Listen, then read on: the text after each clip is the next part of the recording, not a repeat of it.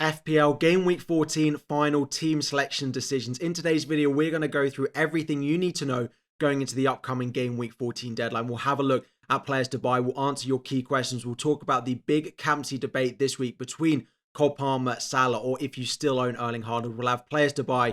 We'll have a look at my team as well, because today is the Game Week 14 deadline. Do not be the one to forget. It is a Tuesday deadline. 6 o'clock this evening, Game Week 14 begins.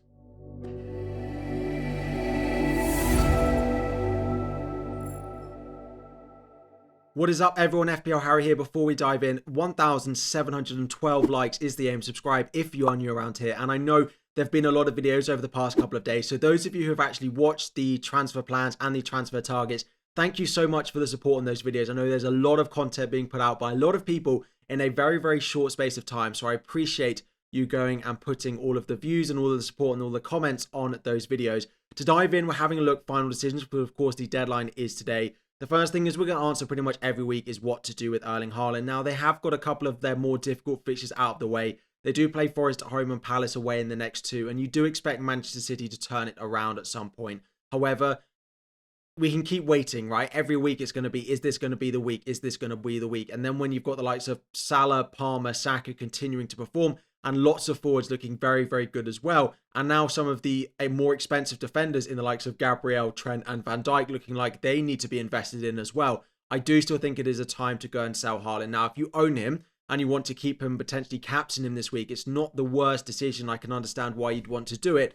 And as a slightly sort of differential way of going and way of thinking, then I get it. But generally, I think the plan would be to sell him. Now, the next question is, and I know maybe 90-95% of you watching this video, if not 99%, will know the answer to these questions, but I'm just going to answer it anyway.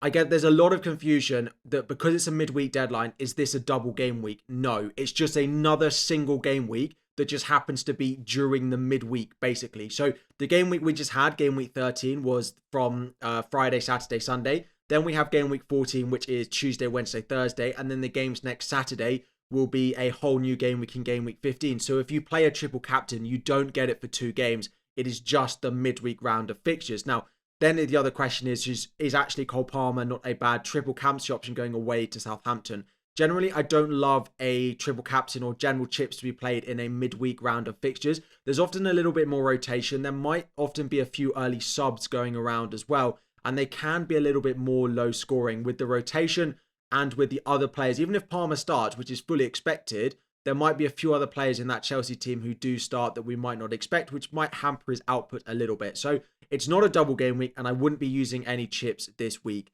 Then we start to have a look at the captaincy ranking. It is really close once again between Palmer and Mo Salah. My armband at the moment is on Cole Palmer, but I cannot guarantee that doesn't change before the deadline. I have brought Jackson into my team, so that might impact it because I've got double Chelsea attack and maybe I just hedge my bets and go Salah. But between the two of them, given I do think Palmer starts away at Southampton and they're missing a lot of key players, I am going to put Palmer number 1 and Salah number 2. I actually do think if you've got Haaland, it is worth a shout and a consideration to captain him. Now, the Palmer fixture against Southampton might lean you to just keep Erling Haaland if you've got him. But at home to Nottingham Forest, you'd hope they get chances. That being said, Forest have been very good defensively so far this season. And Nuno has a pretty good record going up against Pep Guardiola in the past. Haaland in at 4, Haaland in at 3, Saka in at 4 at home to Manchester United. He's been great. It's just the fixtures maybe not quite as good as some of those top 3. He is still a top priority buy if you don't own him. And then we're going with Ollie Watkins as a bit of a differential in at number 5. There's not that many others that you would consider outside of those top 4 though, I don't think. Now to have a look at some of the key injury news going into the deadline. And the first one is not some news I was thinking I'd be looking at today. And that is Alexander Isak. According to a report that I'm going to put up on screen now from beIN Sports, who did an interview with Alexander Isak today, apparently he said he's fine and available to play against Liverpool. Now that's not officially confirmed by the club, but it does sound pretty positive from Isak himself that he is going to be available to play. I sold Isak on Sunday evening because he was predicted to drop in price and Jackson was predicted to close to rise in price. Jackson did rise. Isak actually is not going to drop in the end, we don't think, because he's now likely to play.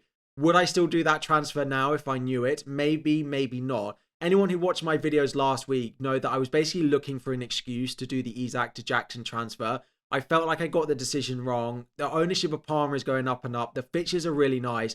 And Jackson got that early sub. He didn't get booked. And then Isak went off injured. And it was just a storm of things for me to make that transfer. I don't think Isak is a priority sell because after Liverpool at home, they have some really nice upcoming games. If you want to move him to another forward, he is a sell potentially because of the fixture this week. He's definitely not a priority and a must sell. A lot of people still think he's one of the best forwards in the game, and he probably is at the moment. I just made the move because in my head, I felt like I made a mistake with Jackson, and the injury was just a way for me to go and do that.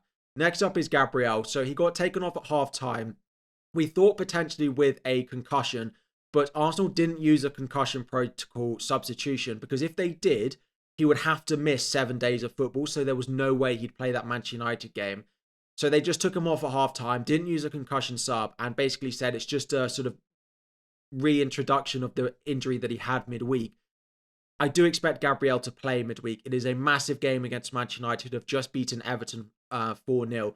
If Arsenal want to be able to even chase Liverpool, who are now 9 points above them in terms of the title, even slightly, they cannot afford to drop any points. So I do expect Gabriel to play this game. Of course, if there is a concussion that we just don't know about, then of course he won't be able to play, but we don't think that is the case. Then we're going to have a look at Dominic Solanke, who missed the game at the weekend with illness. Again, apparently he trained on Sunday. Then when he came into training for Spurs on Monday, he looked really unwell and Solanke was then sent home by Ange Postecoglou. That doesn't sound great, but Ange did still say that he hopes he's available to play. They don't now play until Thursday, which does give him quite a lot of time to recover. The only negative thing is because that game's on Thursday, we're very unlikely to hear a press conference from Spurs until after the deadline. Their press conference is likely to be on Wednesday, which basically means we won't hear because the deadline is Tuesday evening.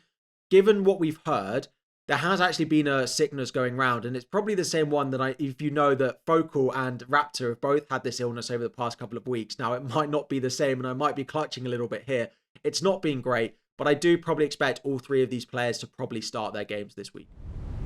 And then to have a look at a few other bits of slightly less major injury news. The first one is Veltman, who some of you may have brought in if you went with a Brighton defender. There are rumours of a minor muscular injury. We might not have a press conference from Brighton again because they play on Thursday. We might not have the press conference before the deadline on Tuesday. The good thing is if you own Veltman, Fulham away is not massively a game you worry that much about him. So if you have him, you can maybe start him and come in off the bench. But it doesn't sound like he's going to be out for massively long, but there is definitely doubt that he starts midweek because it's a very short turnaround. Next up is Fofana of Chelsea. I did recommend people to always go Colwill over Fofana. Fofana just has a worse injury record and is a little bit more rotation prone, and it sounds like he's going to be out until the end of 2024 and into 2025 as well. We should have a Chelsea press conference confirming that on Tuesday though. The final one is Martinez of Aston Villa, who went off at half-time against Chelsea. I thought as a Chelsea fan, given he didn't have the best performance, it might be a little bit of a bruised ego, but apparently from Argentinian reports, he has had a broken fracture to his finger, not quite a break. Now, goalkeepers have played with fractured fingers in the past, but you might know that Ramsdale at the moment is not playing Southampton because he's got the same. If that is the case, the chance of him playing at home to Brentford does feel quite low. That might boost someone like Brian and Burmo, and if you have Martinez, you might be looking at a potential replacement this week. So with that in mind, having a look at the best players to buy this week, we're going with David Raya in goal at number 1. And based off the fixture this week, we've actually swapped and gone Sanchez number 2, Verbruggen number 3. Sanchez is slightly better if he plays all the games, but there's always the slight doubt that Jorgensen might come in for Chelsea and start the odd game over the Christmas period, or eventually might take Sanchez's place, which might mean you just go Verbruggen for slightly more safety. However, if they play the same amount of games, I prefer Sanchez looking at Chelsea compared to Verbruggen looking at Brighton's defence at the moment. Then you've got the two cheap ones. West Ham are actually entering a really nice run of fixtures at the moment, so we're going with Fabianski despite a poor performance against Arsenal this week. And then we're going with Fraser Forster of Spurs, again with Vicario out. He actually played pretty well, and I might owe a little bit of an apology to him because I've not been that kind about his goalkeeping ability. His goalkeeping ability is great, but his passing is really, really not at it. Actually, in that game at the weekend, just to throw a stat at you, he kicked the ball long 14 times, whereas Vicario tends to do it 1 or twice per game, and that just shows the different style that Spurs are having to adapt to with a new goalkeeper. But he should be keeping his place. We've heard Ange say they're probably not going to sign a new goalkeeper. Into defence, Gabriel in number 1. I haven't actually gone with a double up in Arsenal of any of my top picks here. I just prefer some of these over if you're going to look to buy this week, but there's nothing wrong with a double up in the Arsenal defence long term. I probably do still just about prefer Timber over Saliba just because of the attacking threat. But now that Liverpool are starting to enter quite a nice run, I probably would buy a Van Dijk or a Gomez over buying another Arsenal defender. Van Dijk or Trent Alexander-Arnold are both really nice buys as the potential number 2. There's not very much to pick between them. Van Dijk without Konate is basically going to be aimed at from all corners though. So I do think without Konate, his potential goal threat does go up slightly. So I have gone Van Dijk over Trent, but they're both really, really close. If I had a longer list, it'd be Gabriel 1, Van Dijk 2, and Trent 3. But I basically can't fill this with just defenders from one team. We've gone with Joe Gomez number 3 because he's a cheap way into that Liverpool defence and we do expect him to keep his place. My aim is actually to buy him after the Newcastle game just to make sure that he does start that. But we are fairly confident that he'll play the majority of games while Konate is out. Then we're going with Ryan Aït-Nouri. Still some attacking threat away at Everton this week. Is on 4 yellows. And if you want just a safer, longer term pick, I'm going with Levi Colwill as my Chelsea defender. I prefer him over Cucurella. If you've got a bit of spare money, Cucurella could be worth a punt. He should play 9 out of 10 games. Colwill will probably play 10 out of 10. But Cucurella might get an attacking return to make it worth your while, paying that a little bit more and having a bit of a slight minutes concern. Very, very slightly more minutes concern with Cucurella compared to Colwill. Moving to midfield, Salah remains 1, Palmer 2, Saka 3. Again, those 3 should be a priority for you in terms of all of your transfers this week. Yes, it might be nice buying a Gomez, buying another forward, but getting those 3 is a priority. Matoma is my favourite of the mid-price ones, and if you are going for a cheaper one, I would go with Kluivert. They don't play more than once a week, which you do get with someone like a Morgan Rogers. They have a really nice run of fixtures, and he's on penalties as well, playing very, very well. Moving up front, João Pedro remains number 1 based on value, despite the performance we saw on Friday last week. Welbeck is still a nice option, but I would still go João Pedro over him. Cunha I still prefer over Strand Larsen despite the points this week, because what we saw the previous week is Cunha is still the main man of Wolves. If you want a cheaper option, I don't hate Strand Larsen, but I still think I'd go João Pedro for cheap and Cunha if you have the money. Jackson I really like. He did get subbed at 65.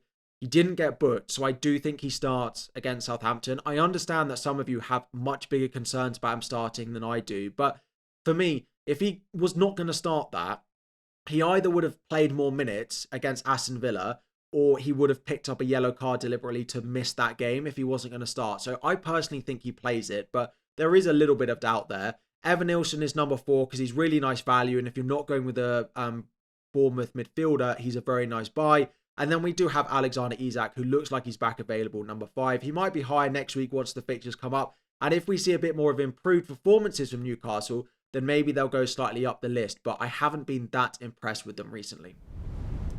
Then having a look at the projections from Rob T FPL to have a little bit of a helping hand about some of your potential transfers to hopefully back up some of the players to buy that we've got to look at.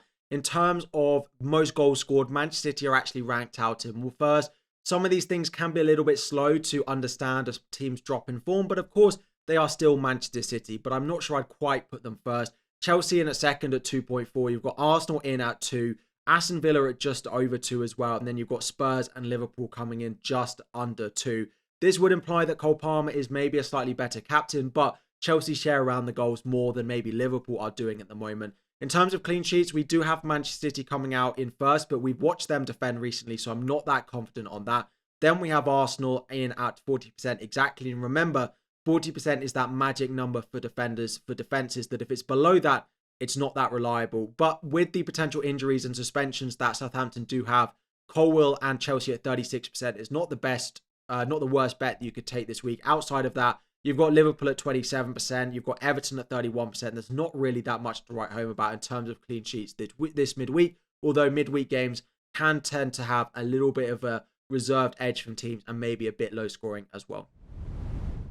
So just going to my team, and as I spoke about earlier on the video, as I've posted on Twitter, as I've posted on Instagram as well, I have confirmed 2 transfers this week. I sold Alexander Isak to Jackson and I sold Chris Wood to João Pedro. Both of them rose in price on Sunday evening when I made the transfers, and I was very sad to sell Chris Wood. It was really weird. I was like, this guy's done so much for me so far this season, and I was with a very, very heavy heart that I sold him, and I might regret it. I will still be happy to see him score because I have a little bit of Forest love in my household and in my heart as well. But I do just think João Pedro for the long term with the fixtures they've got is probably the right buy at the moment. and I've gone with Jackson. I've explained it over Isak. If I knew Isak was going to be okay, would I have done the transfer? Maybe. It depends how he got on in the remainder of that Crystal Palace game. I still think I like having a double up on Chelsea with the fixtures that they've got. Like, look at these fixtures for Chelsea over like the next 10 game weeks. They are so incredibly good. So having a double up on Chelsea in attack just doesn't feel like a bad idea at all. I don't think I'm going to make a transfer this week. I am eyeing up some transfers over the next couple of weeks. Of course, both of those transfers has left me with quite a nice chunk of money in the bank. So I am potentially looking at upgrading one of my defenders to a Gomez and having a look at a Virgil van Dijk or a Trent as well. I can't quite get up to some of those more premium defenders in Van Dijk or Trent. I might have to downgrade Bryan Mbeumo at some point to try and afford that, but I haven't fully decided who that's going to be. I am currently starting Bryan Mbeumo over Semenyo just because without Martinez and looking at Villa defend, I think there'll be chances for Brentford. And Mbeumo is still a good pick despite performances over the past couple of weeks. I am going to go with Raya in goal over Fabianski. The only other decision to make is, do I start Lewis? And do I think Lewis starts for City? Because if I think he doesn't start, then I'll play Greaves probably, if not Mikalenko. Mikalenko, this will be the week he gets another clean sheet against my double Wolves, but it will be what it will be. Captaincy this week, it's still on Cole Palmer with Salah getting the vice captain. It's very, very close. And the fact that I've now got double Chelsea attack does make me wonder about actually captaining Salah, because I've already got quite a lot of eggs in that Chelsea attack basket, that adding the captaincy might be a little bit too much for me. But at the moment, it stays on Salah, just based on those projections that we saw. Salah vice captain this week. So that is all for the final decisions video. Of course, there will be a 2-hour deadline stream this evening. If you will need to get your questions answered, drop them all in the comment section down below.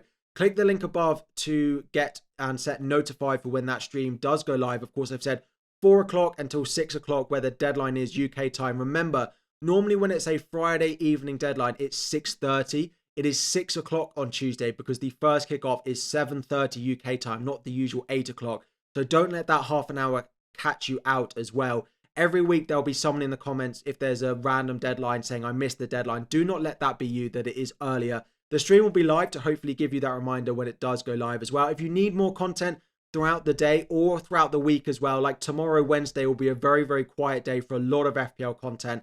My new podcast, Know the Score, has just dropped the episode that was out on Monday evening. Thank you for your support, your love on that. Everyone dropping comments on that saying that they absolutely love it. So if you haven't tried it already, please go and check it out. We review all of the games and everything like that. But I'll leave it all there. There will be the deadline stream this evening. Thank you for your support. Drop any questions you have in the comments. Any others we'll answer on the stream. 1,762 likes is the aim. Subscribe if you're new around here. And I'll be back again very soon.